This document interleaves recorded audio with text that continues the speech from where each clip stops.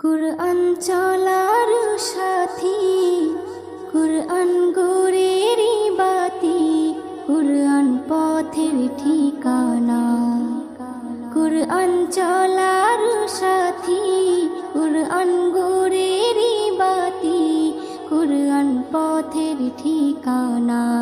যে জন পড়ে কুরআন খাঁটি হবে তার ঈমান, পাবে আল্লাহর করুণা।